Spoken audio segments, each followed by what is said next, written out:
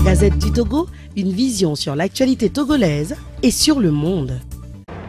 Nous retrouvons Rodrigue Ahego, journaliste, correspondant Canal K à Lomé, directeur adjoint de la Gazette du Togo, secrétaire général adjoint de l'AJSIT. Bonjour. Bonjour Jean-Marie. Peut-être que j'ai oublié votre titre. Peut-être directeur de publication par intérim du journal Le Panorama. Justement. Voilà, merci d'avoir encore une fois accepté de venir nous visiter à Fagnan. Et on y va. Décidément, ce n'est plus à l'Assemblée nationale que les réformes tant souhaitées doivent être opérées. C'est le moins qu'on puisse dire aujourd'hui. Le moins qu'on puisse dire, je ne le pense pas. Je pense que quand vous prenez la constitution togolaise, la constitution elle-même a prévu les conditions dans lesquelles ces lignes peuvent être modifiées. Et quand vous prenez ces dispositions-là, c'est notamment à l'Assemblée nationale, ou soit par référendum, sur la base des dispositions claires. Maintenant, à l'Assemblée nationale, ça pose problème. Oui, normalement, ça ne devrait pas poser de problème à l'Assemblée nationale. Malheureusement, nous avons des gens qui se comportent comme des personnes nommées par X pour protéger ses intérêts. C'est là le problème. Nous avons des gens que moi je doute d'appeler élus du peuple. Il y en a qui sont élus, il y a d'autres qui sont cooptés par quelqu'un pour les représenter et défendre leurs intérêts. On a quand même fait des élections législatives. Quand on a... Oui, vous savez, je l'ai toujours dit, à l'époque, la nuit électorale, je l'avais organisée comme animateur d'émission et j'avais eu un invité qui m'avait déjà donné le nombre de députés que la majorité au pouvoir allait avoir. 62 députés. Et bien, il me l'a donné avec assurance. C'était des élections fraudées. Mais les chiffres, aujourd'hui, on ne peut plus parler d'élections transparentes au Togo. Du moment où on ne proclame pas des résultats sur la base de la volonté électorale exprimée par le peuple. On proclame des résultats, des chiffres fabriqués dans les officines du pouvoir. Et sur la base de cette réalité, comprenez que les gens ne soient pas à l'Assemblée nationale pour défendre l'intérêt supérieur de la nation ou du peuple. Donc ne peuvent en aucun cas être appelés élus du peuple. Et d'autres qui sont élus du peuple se trouvent handicapés dans leur élan parce que empêchés par une majorité soi-disant écrasante qui empêche le droit d'être dit, qui empêche l'expression de la volonté populaire. C'est de cela qu'il s'agit. Et dans ces conditions-là, tout ce qui peut arranger le peuple et n'arrange pas celui qui a coopté les 62 députés ne passera jamais au Parlement.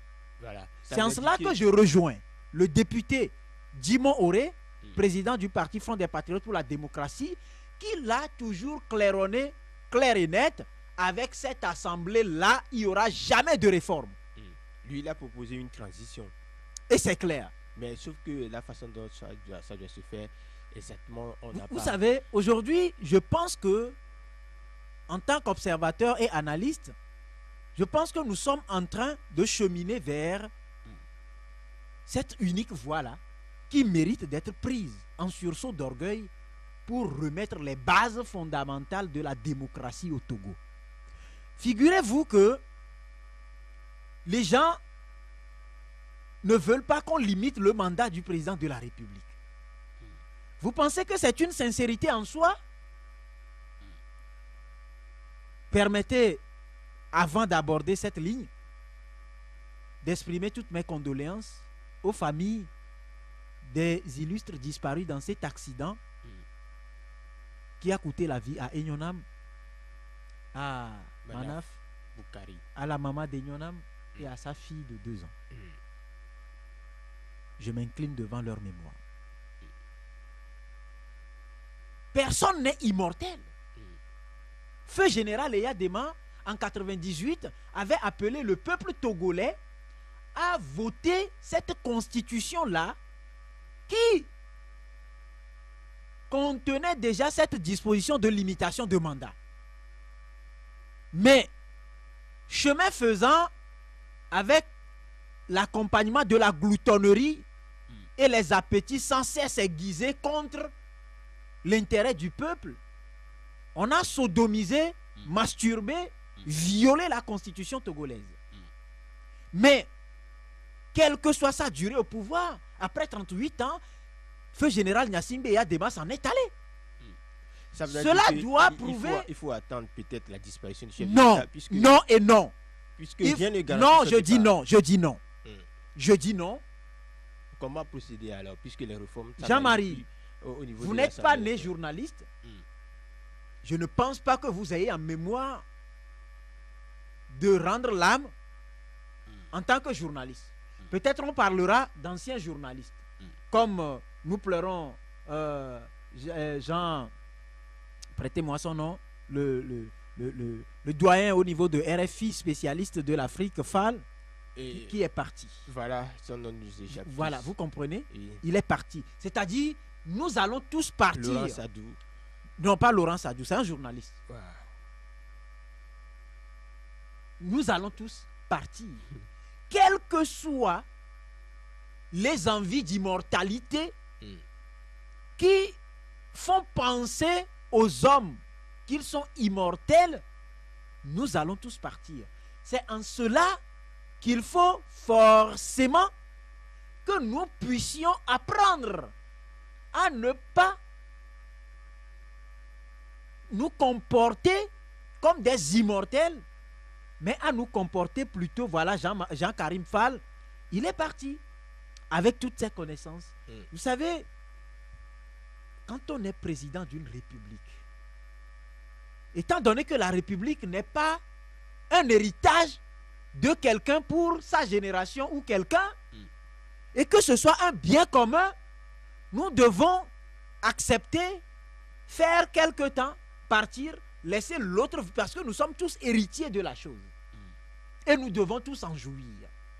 Selon certains analystes togolais, vu la situation togolaise, on craint un règlement de compte quand Faure va laisser le pouvoir. Il y a un règlement de compte des gens du sud contre le nord. Il y a enfin beaucoup d'analyses qui se font dans ce sens. Vous savez, quand vous mangez quelque chose que vous avez du mal à digérer, vous pouvez vous attendre à une constipation ou à une diarrhée. Les gens qui tiennent ces propos savent pertinemment que dans leur comportement, ils sont en train de commettre des crimes crapuleux. Ils sont en train d'affamer une population. Ils sont en train d'exproprier une population de ses biens. Ils sont en train de confisquer ce qui appartient à une communauté. Souffrez qu'après la communauté cherche à récupérer ce qui lui appartient. Ce n'est pour rien aujourd'hui que quand vous allez au tribunal, vous avez des conflits autour du matériel. Des conflits autour des héritages, tout et tout. Mais si les ressources étaient bien réparties, on ne doit pas craindre ça.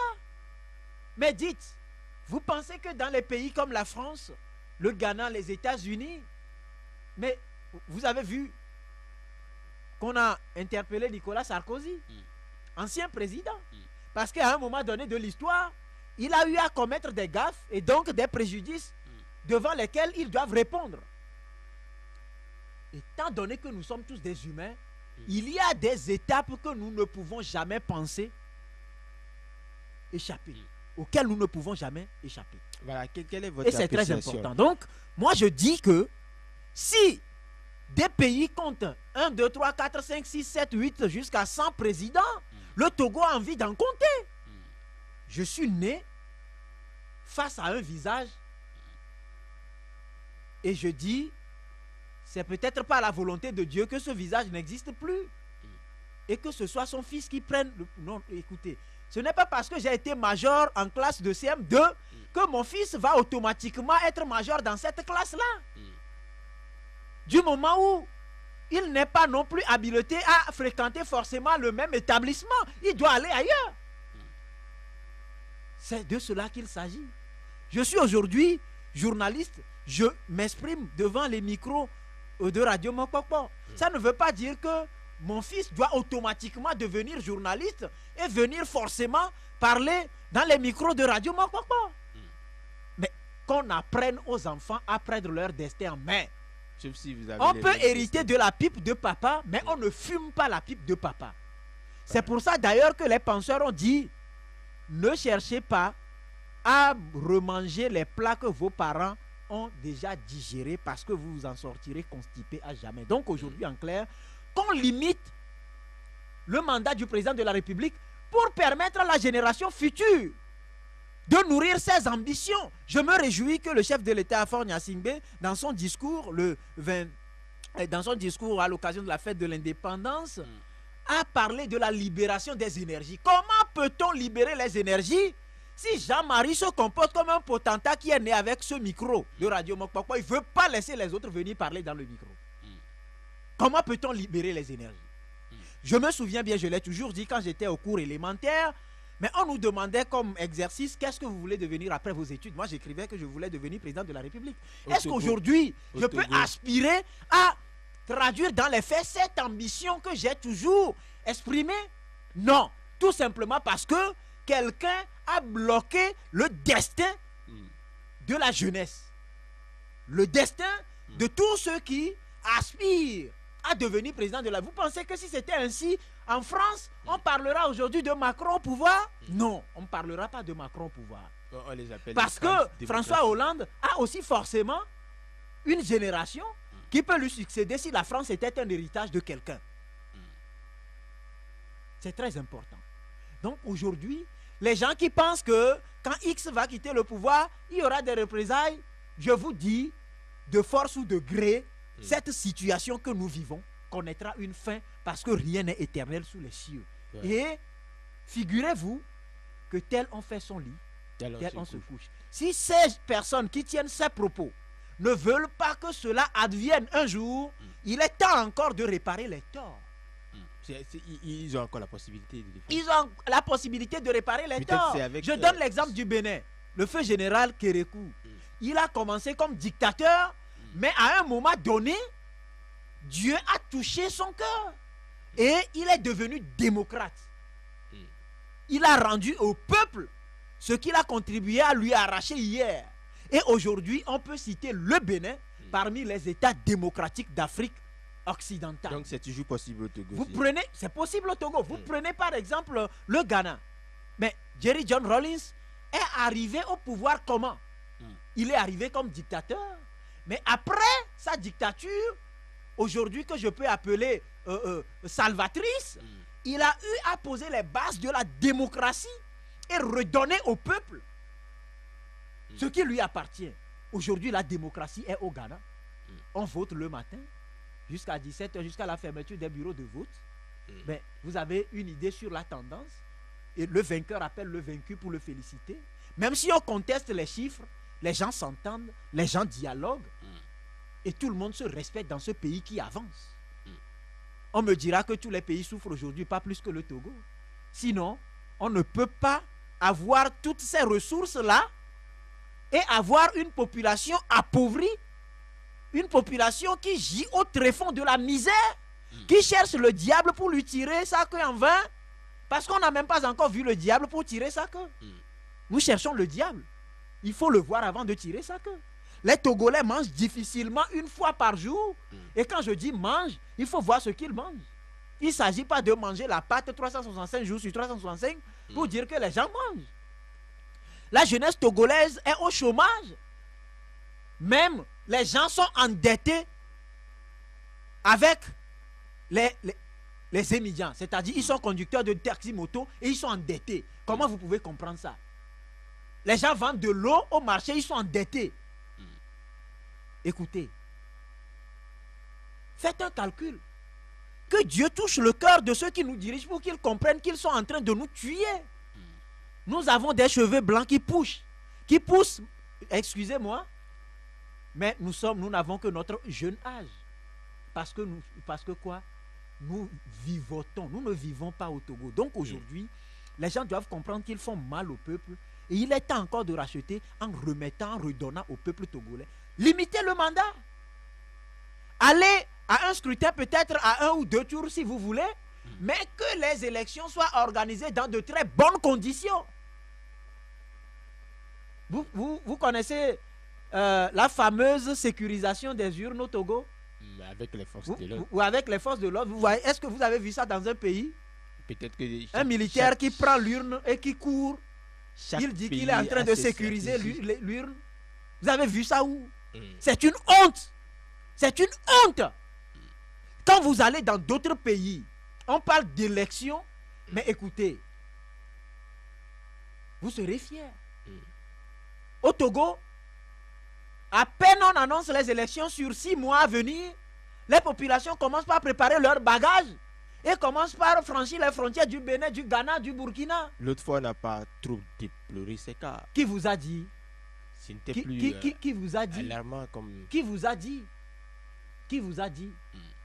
Est-ce qu'il y a aujourd'hui des résultats d'une élection qu'on peut donner au Togo sans qu'il y ait des contestations? Prenez la dernière fois en France. Vous avez vu le président de la CENI aller se cacher dans une chambre bunkérisée, avec militarisée, et proclamer des résultats dont les chiffres ne tombent même pas jusqu'à ce jour. Vous avez vu ça où? Au second tour en France. Quand vous additionnez le pourcentage de Marine Le Pen à celui de Macron, ça tombe clairement. Ça fait 100%. Ce n'est pas la magie. Nous pouvons aussi faire ça. Nous en rêvons. C'est pour ça que nous supplions des gens qui sont insatiables, qui veulent tout manger, qu'en aucun cas, ils ne pourront tout digérer. Il est encore temps de donner un peu à manger à chacun pour que nous puissions faire avancer notre pays. Donc, la limitation de mandat, les réformes ne sont contre personne. Si tant est que nous aimons tous notre pays, nous devons comprendre que les réformes ne sont contre personne. Il faut avancer. Donc, de grâce, je profite de votre antenne pour lancer un vibrant appel à tous ces responsables qui veulent qu'on les appelle élus du peuple. S'ils le sont réellement, parce que dans la Constitution, ils ne sont pas censés défendre les intérêts d'un parti, ni de quelqu'un, ni d'une famille, ni d'un clan, ni d'un régime. Ils sont au Parlement pour défendre les intérêts du peuple togolais. Et le peuple le leur demande. Puisque le peuple meurt de faim, nous avons besoin qu'ils réfléchissent et qu'ils redonnent à César ce qui est à César et à Dieu ce qui est à Dieu. Voilà. Ce n'est contre personne. L'appel est lancé, hein, voilà, et on poursuit. Quelle est votre appréciation sur le meeting annoncé ce samedi par Cap 2015? Avant de répondre à cette question, vous avez vu que les conducteurs de taxi moto à un moment donné, puisqu'ils galèrent, vous savez que c'est cette situation qui a donné, cette situation lamentable que nous vivons, qui a donné naissance au phénomène Zémidjan, qui est devenu aujourd'hui l'emploi le plus prisé au Togo. Parce qu'aujourd'hui, vous avez votre doctorat, vous sautez sur une moto et vous commencez. D'accord? Oui. Aujourd'hui, on ne peut pas penser à l'évolution du Togo en ignorant les conducteurs de Zémidjan. Et la dernière fois, ils ont organisé de façon spontanée, instantanée, un regroupement pour sillonner les radios, ce qu'ils disent en tout cas. Ils étaient sur une radio de la capitale pour réclamer les réformes. Parce que justement, nous en mourons. Figurez-vous, aujourd'hui, on ne rend pas compte. On débarque un ministre le matin pour malversation financière. À midi, on l'élève au rang de ministre d'État. C'est de la voyoucratie, c'est du banditisme, gangstérisme d'État. Des gens qui sont identifiés dans des rapports de l'ONU sur les tristes incidents et événements que nous avons vécus en 2005, reconnus comme des bourreaux, des assassins, des tortionnaires. Ils sont décorés et promus. Alors, c'est de l'injustice. Peut-être que jusque-là, Donc, ils bénéficient de... Il faut aujourd'hui remettre les bases. Ils bénéficient de quoi? Allez-y. Présomption d'innocence. Oui. Vous vous souvenez de l'affaire Dominique Strauss-Kahn DSK? Oui. Il n'y a pas eu procès avant qu'il ne démissionne, qu'il se soit mis à la disposition de la justice. Parce que quelqu'un qui se respecte... Pouloum, lui, ne compte pas aller à la présidentielle. Lui, écoutez. Il ne s'agit pas de compter aller à une élection quelconque. Il faut laver les affronts. Quand on a la honte, quand vous, Jean-Marie, on vous dit aujourd'hui que vous avez extorqué injustement des fonds à quelqu'un, si vous vous respectez, demain vous n'allez plus parler au fond de ce micro, vous allez chercher votre crédibilité avant de venir parler, parce que si vous êtes crédible, vous allez parler, on va vous écouter. Mais si vous n'êtes pas crédible, beau ce que vous avez à dire peut l'être, les gens vont bouder, ils ne vont pas écouter parce qu'ils vont voir le côté obscur que vous avez exposé. C'est pour ça que quand vous êtes reconnu dans une situation, présomption d'innocence, oui. il y a forcément des mesures conservatoires. Et ces mesures conservatoires veulent que vous soyez mis à la disposition de la justice jusqu'à ce qu'il y ait un procès qui soit vous blanchisse ou soit vous culpabilise. Ce n'est qu'après ça qu'on peut voir ce que vous pouvez devenir. C'est très important. Ce n'est pas moi qui l'ai reconnu. Prenez les rapports. Vous allez voir. Prenez les rapports de la CNDH. On a reconnu des gens qui sont tortionnaires. On a cité des noms. Vous avez eu également à suivre ce procès-là au tribunal à Lomé. Prenez l'affaire de tentative d'atteinte à la sûreté de l'État. D'accord? Aujourd'hui, il y a des tristes réalités qu'on ne peut plus empêcher le peuple de dire, de dénoncer. Et nous sommes en cela. On ne peut pas promouvoir. Vous voulez lutter contre. C'est un peu comme par exemple aujourd'hui, on a mis en place une commission de lutte contre la corruption. Cette commission de lutte contre la corruption a été mise en place par des gens corrompus. Pourquoi corrompus? Parce que si vous ne l'êtes pas, vous ne pouvez pas refuser de déclarer les biens comme la constitution togolaise le recommande. C'est aussi simple que ça. Rodrigue, C'est aussi simple que ça. nous allons passer à un autre sujet. Pourquoi vous, les journalistes, vous vous attaquez sur les médias? Parce que c'est ce que vous reprochez l'OTM. Nous, au fait, nous ne nous attaquons pas. Aujourd'hui, moi, je crois qu'il faut nuancer la chose. Nous avons des propagandistes et des journalistes. Le journaliste est par excellence le défenseur de la voix des sans-voix. Il est le représentant de la voix des sans-voix. Il est le défenseur de l'intérêt du peuple. Et dans notre contexte au Togo, est bon journaliste celui qui défend l'intérêt du peuple. Là, c'est vous qui définissez la qualité d'un bon Ce n'est journaliste. pas moi. Allez dans les livres. Allez fouiller. C'est pour ça que quand vous prenez même le code de la presse au Togo, on a parlé de propagandiste. Un propagandiste, c'est quelqu'un qui vient louer, par exemple, les mérites de quelqu'un. Le journaliste, au fait, n'est pas là pour encenser quelqu'un. Vous avez fait du bien, on va le dire, mais c'est ce que vous avez fait du mal qui nous intéresse. Parce que nous sommes dans quoi? Notre rôle, c'est informer, sensibiliser, former et puis divertir. D'accord? Voilà. Et nous jouons également le rôle de veille. Nous amenons les gens à prendre conscience. C'est pour ça que nous dénonçons. Donc quand vous dénoncez par exemple un ministre qui ferait objet de malversation financière ou de détournement de fonds et qu'un autre confrère vienne défendre ce dernier, il y a anomalie dans la profession. Il y a anomalie. Peut-être que ce sont les analyses. Vous qui savez, changent. ça se fait ailleurs, mais de façon très élégante. D'accord? Peut-être que c'est ce que recommande l'OTM, que vous soyez beaucoup plus élégant dans vos commentaires. L'OTM s'adresse à des gens qui se connaissent. Je n'en fais pas partie. L'OTM n'a pas défini les journalistes. Non, écoutez, c'est comme vous allez à l'église. Le prêtre ou le pasteur qui prêche, hein? Il a forcément ciblé des situations. Forcément des situations qui ont comme cible des personnes. Et donc quand il prêche, c'est forcément ces personnes-là qui doivent se sentir très concernées.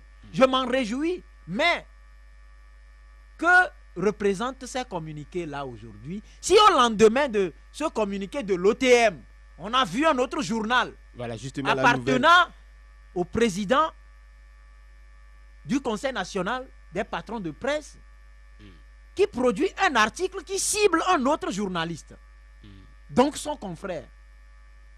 Que faisons-nous alors? Dans la foulée, le journal La Nouvelle du confrère Bonero a été suspendu pour un mois par la HAC. Pourquoi selon vous? Mais pourquoi c'est à Bonero de répondre? Moi j'ai vu sur les réseaux sociaux l'intéressé a balancé la une de son journal qui devait sortir le lendemain. Et quelques instants après, il sort quelques lignes d'excuses et il parle d'une raison technique au niveau de la rédaction. Et quelques jours, le même journal publie la une de ce même numéro-là, d'accord? Avec le même titre, mais revisite les photos. J'ai dit tout de suite à quelqu'un qui était à côté de moi qu'il y a problème. Parce que moi, Rodrigue, si je publie un article, je suis maître de mon article. Vous comprenez? J'ai la source de mes informations. Et donc, j'ai les preuves de tout ce que j'avance. Intimidé, menacé, ou peut-être soudoyé. Tous les mots s'y prêtent à cette situation-là. Et donc, j'en sais rien, mais c'est au confrère Bonero de tirer toutes les conclusions. Sauf que moi, quand j'ai vu, j'ai senti en même temps qu'il y a quelque chose.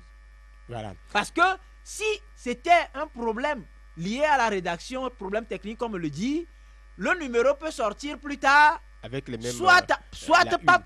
Et puis, comme ce n'est pas forcément un article de reportage, ça peut sortir avec la même une. Ça dépend, ça donne beaucoup plus de crédibilité au journal. Parce que le journaliste qui a les preuves de ce qu'il avance ne recule pas devant les intimidations ou les menaces.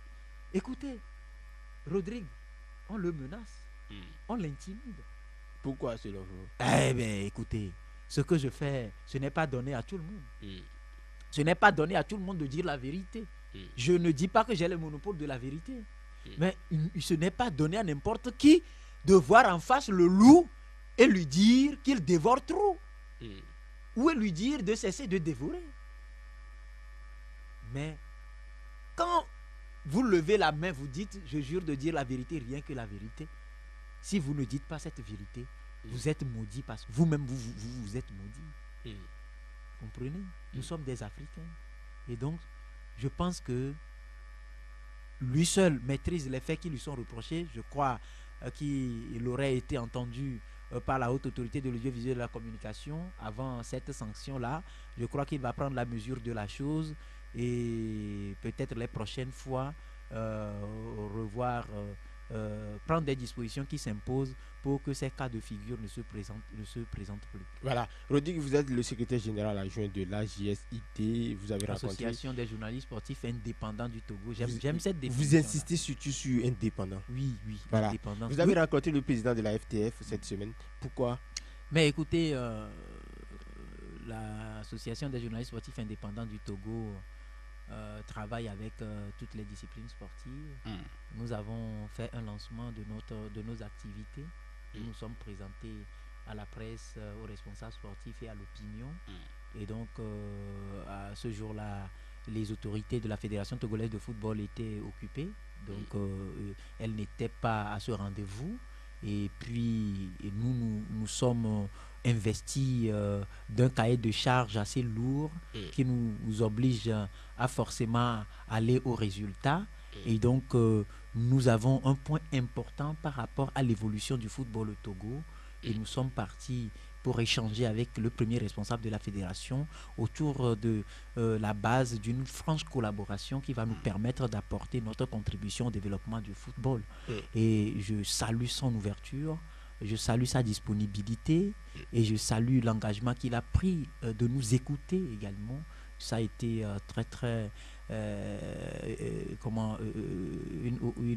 des échanges assez responsables et nous pensons que les fruits de nos échanges vont commencer par être visibles à l'opinion, au public sportif dans les jours, semaines à venir. Et je dis, on ne peut plus douter sur la légalité de la JSIT. Vous savez, je vais être un peu amer sur ce point.